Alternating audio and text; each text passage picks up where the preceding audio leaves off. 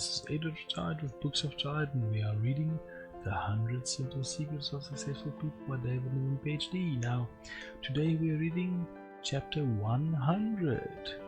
Only you can say if this is a world you can succeed in. So this is the last chapter of this book. It's got a good piece here about people being more confident, people being less confident. Now, some people are confident find the world an easier place to live in, where people support their efforts, and the less confident see it as a harsher world where it's harder to succeed. Now, the difference is not the world, it's the same world. The difference is how you view the world. Now, this is something that I always believe is, it's in my opinion, it starts fairly young.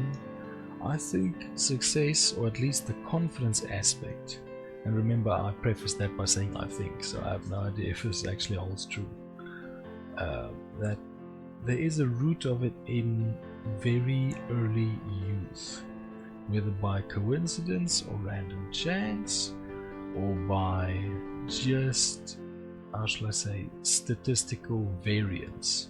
Some people manage to achieve some form of success very young, whether they manage to stand up earlier, put the blocks in the slots earlier, or some form of comparative success that in their minds, in the early developmental minds, they could note.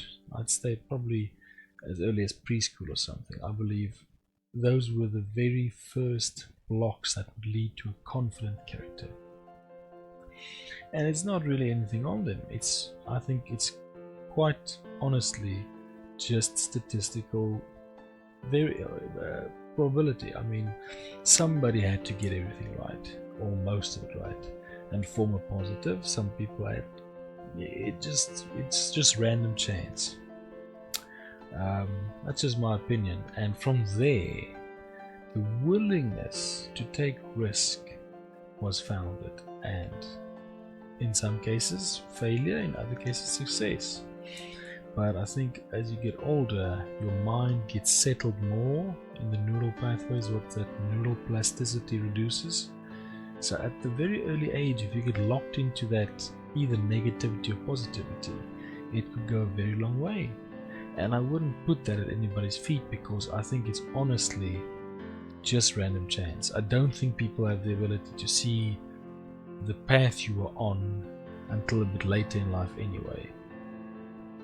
I remember I was extremely pessimistic in my, how shall I say, my middle school years. So at that point you would be able to see it, I think.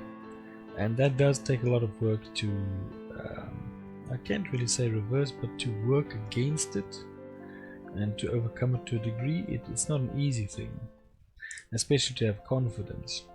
It's a hard thing to have confidence. It's a very I want to say mobile thing. It's very momentum. There's a lot of momentum and energy to it, to having confidence.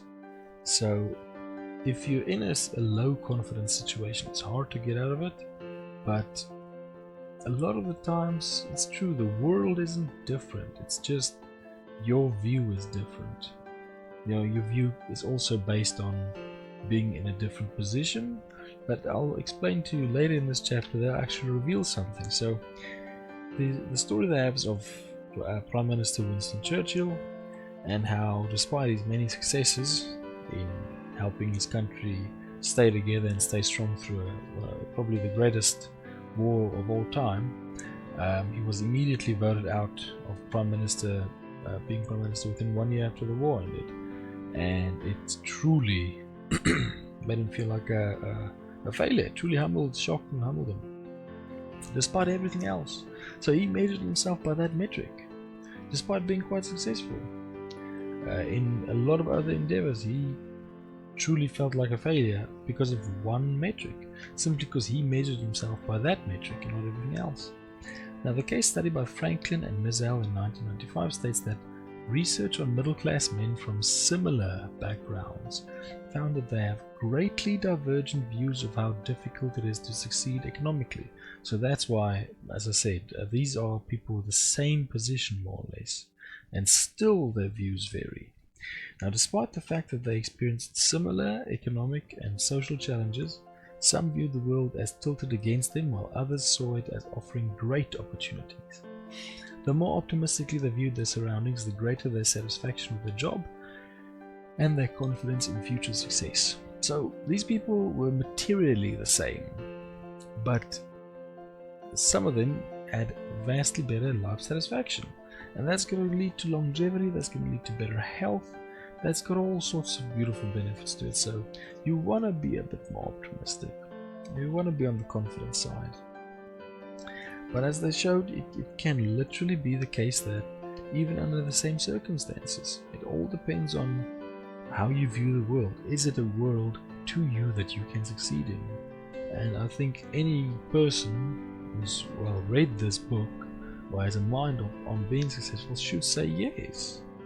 I mean, if I read it, obviously I believe it.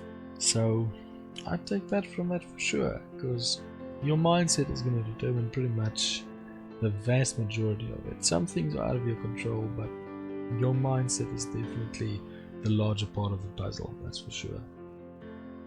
That's what I'll take from this. This has been chapter 100 of the 100 Simple Secrets of Successful People by David Niven Ph.D. So that is the summary of this book. It is a book of short chapters, all containing a little piece of wisdom, as I've gone through them all now. Quite short, only 2 pages. I think one of them was 1 page actually.